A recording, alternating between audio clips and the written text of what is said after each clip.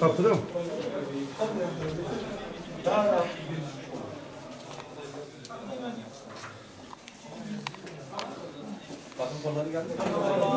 Geliyor ha. Daha yetişmedi. Hazır geçmiş olsun. Allah hayırlı ve uğurlu etsin inşallah. Rabbim hayırlı ve uzun ömür nasip etsin. Selamünaleyküm. Kasım amcam, tebrik ediyoruz. Tüm aile adına. Tebrik ediyoruz. Gözünüz aydın. Merhabalar. Kolay gelsin. Tebrik ediyoruz. Tebrik ediyoruz. Gözünüz aydın. Evet, tebrik ediyoruz. Tebrik ediyoruz.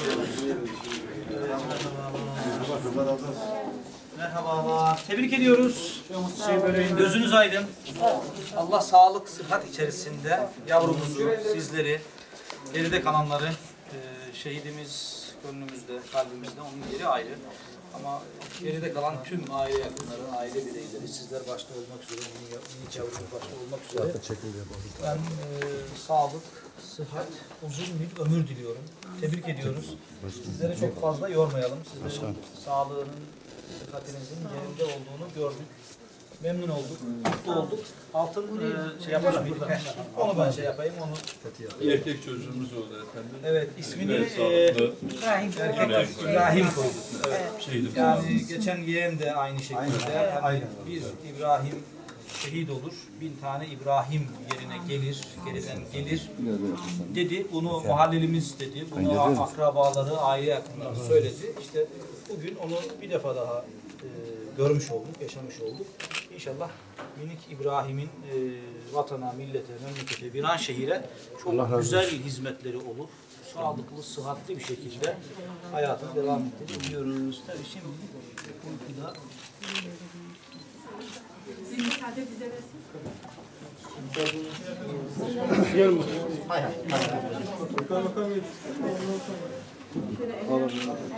tebrik ediyoruz tekrar. Allah sağlık, huzur versin. Hayatlı şu an. Takip edeceğiz. Onu takip edeceğiz. Onun ismini, şeyini tamam. Onu ben takip edeceğim. Onun bilgilerini bir alalım. Pınar Hanım söyledi. Tamam, onu takip edeceğiz. Takip edeceğiz. Elimizden geleni yapacağız. İnşallah yani ona da kavuşacaksınız. O da sizinle, bizimle hep bir arada olacak. Tebrik ediyoruz tekrar. Allah sağlık, sıhhat versin diye. Onu müdür hanım siz küçük bir hediyemiz. Onu da beşiğine anneye takdim edebiliriz. Bebeğin başucuna koyabiliriz. Bir de çiçek mi müdür bey şey? Çiçekler burada. Halef Bey onu şey yapabilir. Halef Bey'i takdim ederse. Yok, fark etmez. Siz yapın. Zaten bir şeyimiz. Onu müdür bey istiyorsanız siz takdim edin teyzemize. Müdürüm tabii. Yani çünkü aynı zamanda Emniyet tabii, emniyet personeli olarak, bizim teşkilatı olarak, bizim polisimizdi, bekçimizdi, memurumuzdu, hepimiz aynı teşkilatın bir üyesiyiz. Bir teşkilatımız üyesini kaybettik. Bir teşkilat üyesi geldi. Sayın Kaymakamımızın da söylediği gibi bir İbrahim gider, 1000 İbrahim gelir. Bir Erol gider, 1 milyon Erol gelir. Biz Allah'ın buradaki inşallah temsilcisiyiz. O şehit oldu. Biz Peygamber Efendimiz'e komşu oldu. Allah'ın en büyük mertebesine açtı. Biz hepimiz bunun için buradayız zaten.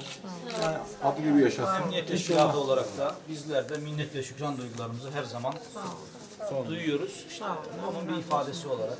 Sağ olun. Küçük belki bunlar tabii şeyden arkasından size dünyalara versek hiçbir şey geri getiremeyiz. Ama tabii ki en ufak bir merhem olabilirsek o bizi mutlu eder. Vicdanımızı mutlu eder, bedenimizi mutlu eder. Teşekkür ediyorum. Çok sağ olun. Allah uzun ömür versin. Bir de şeyini tanıtırlar mı diyorlar. Fatma Hanım Çiçek düşünenler tabii daha kibarlığı ve nezaketi ve şeyi. Yani geride kalan diğer çocuklar, diğer yeğenler, yeni yeğenimiz artık bize emanet. Allah sizden razı olsun. Yapabilecek olduğumuz ne varsa elimizden geleni yapacağız.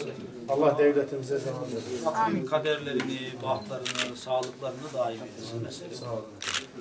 Allah eksiklerini vermesin.